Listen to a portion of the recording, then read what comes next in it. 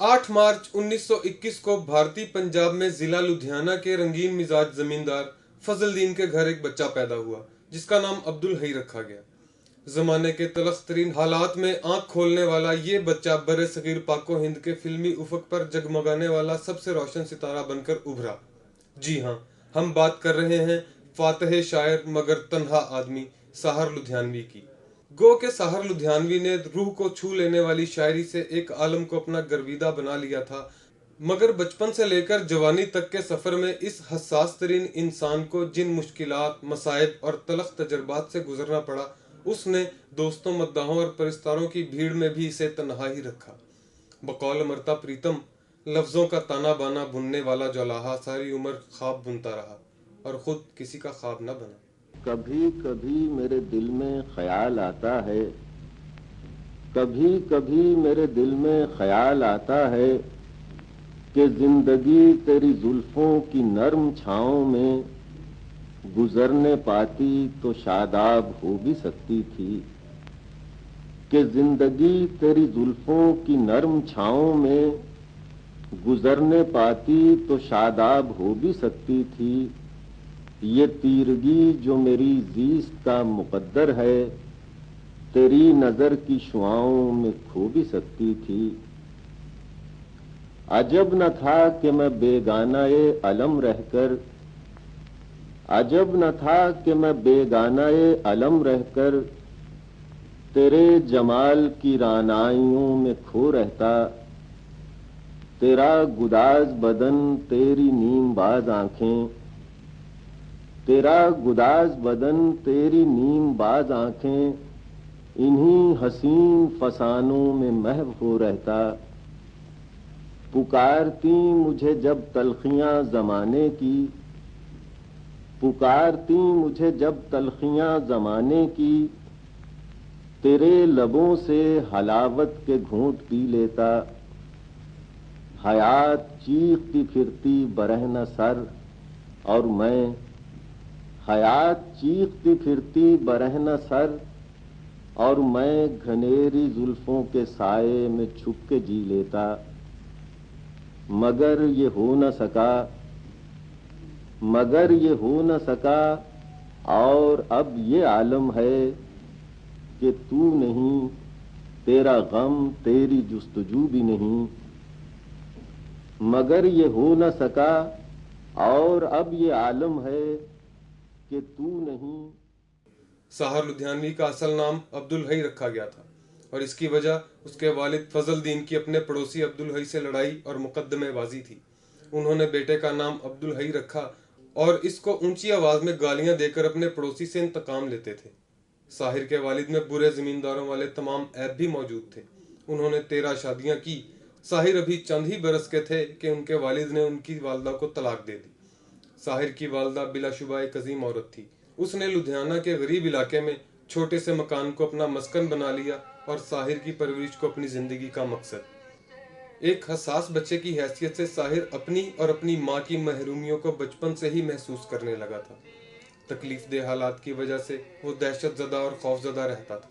इस खौफ ने मरते दम तक साहिर का पीछा न छोड़ा। अब वो साहिर को एक जरूरत थी लाठी की, सहारे की। एक उसमें कॉम्प्लेक्स, अकेला वो चल फिर नहीं सकता था, कहीं जाता नहीं था, बैसाखी उसको चाहिए होती थी। अब उसने मुझसे कहा कि यार तुम मेरे साथ चलो। मैंने कभी मैं कैसे चलूँ जब मैं ठीक, मेरी 2-4 कहानियाँ छपी हैं, मैं भी बतौर राइटर थोड़ा बहुत जाना जाता हूँ, ये काम कर लेता हूँ, लेकिन मैं नहीं जाऊँगा। मगर वो कोई तकरीबन 15 दिन तक उसने अपना बम्बई का दौरा जो है वो जाने का प्रोग्राम मनसूख रखा। साहिर लुधियानवी के बागियाना ख्यालात भी शायद इसी खौफ का रद्द-ए-अमल थे। उस दौर में साहिर के 2 मामू माँ बेटे की कफालत करते थे। एक हसास और खुददार आदमी की हैसियत से साहिर ने अच्छे हालात में अपने इन मामूओं की खूब खिदमत की और आखिर तक करता रहा।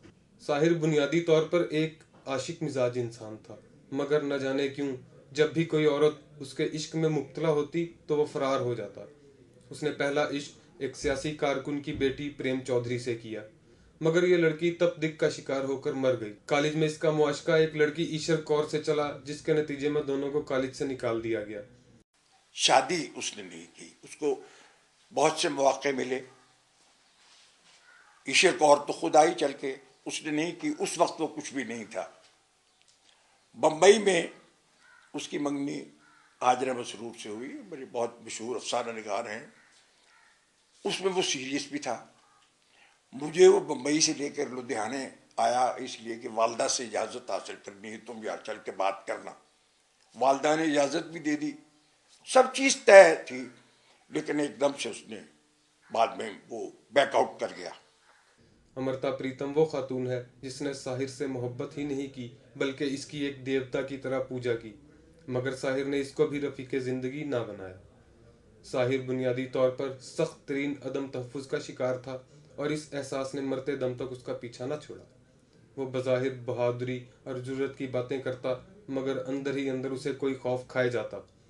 وہ تنہا کہیں بھی جانے سے گھبراتا تھا، زندگی میں کبھی ہوائی جہاز کا سفر نہ کیا اور ہمیشہ طویل سفر بھی کار پر ہی کرتا۔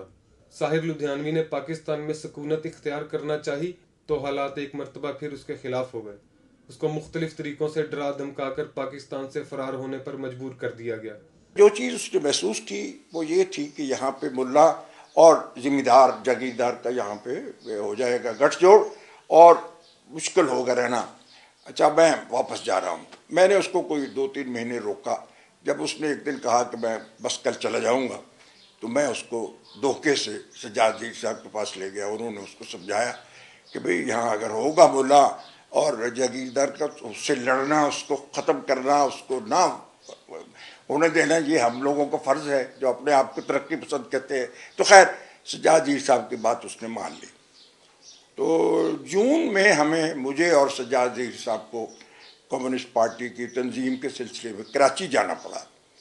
1 ہفتے کا ہمارا پروگرام تھا مگر ہمیں وہاں 5 ہفتے لگ گئے۔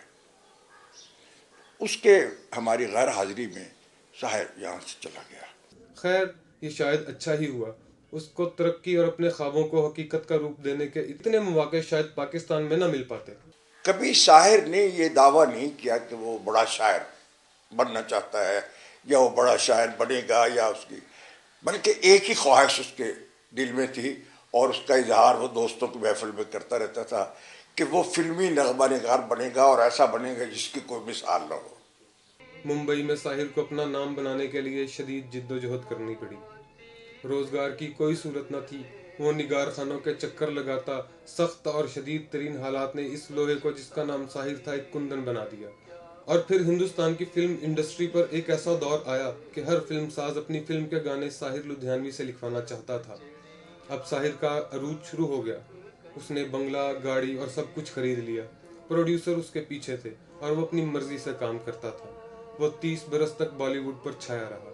اس نے فلمی گانوں کے ایک نئی بلندی بخشی، انڈیا کا پدم شری ایوارڈ حاصل کیا، دولت، عزت، شہرت، غرض یہ کہ سب کچھ پایا، مگر وہ چڑچڑا ہوتا جا رہا تھا۔ اس کے دل میں یہ بات بیٹھی تھی کہ اس کا غمگسار کوئی نہیں ہے۔ وہ دوستوں کی محفلیں جماتا، ان کی خاطر مدارات کرتا، مگر اس کے بعد سب کو گالیاں دیتا، حتیٰ کہ لوگ اس کو ملنے سے کترانے لگے اور وہ تنہا ہو گیا۔ لوگ اسے بدلا ہوا سمجھتے تھے، حالانکہ وہ بدلا ہوا نہیں تھا بلکہ ٹوٹا ہوا تھا۔ بہت کتابیں اس کے بارے میں چھپی ہیں، بہت سی میں نے پڑھی بھی ہیں۔ بہت غلط بیانیاں لوگوں نے اس پہ کی ہے، لوگوں کو اس کے صحیح حالات کا بہت کم علم ہے۔ ساحر نے جو کچھ چاہا حاصل کر لیا تھا، مگر سب کچھ پا کر بھی وہ تنہا تھا۔